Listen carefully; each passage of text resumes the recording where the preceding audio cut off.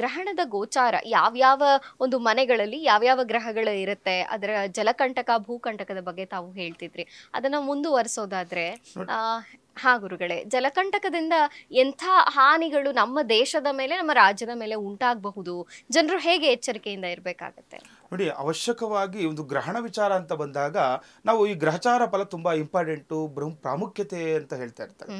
ನಾನು ಏನಕ್ಕೆ ಈ ಜಲಕಂಠ ಅಥವಾ ಈಗ ಏನು ಭೂಮಿಗೆ ಸಂಬಂಧಪಟ್ಟಂತಹ ತೊಂದರೆಗಳು ಆಗ್ತಾ ಇದೆ ಅಂದ್ರೆ, ನೇರ ದೃಷ್ಟಿ ಇದೆ, ವಕ್ರ ಶನಿ ಇದೆ, 6ನೇ ಮನೆಯಲ್ಲಿ ಈ ಕುಜಗ್ರಹನ ಒಂದು ದೃಷ್ಟಿಯಿಂದ ಏನಾಗ್ತದೆ, 6ನೇ ಮನೆ ದುಸ್ಥಾನ ಅದು.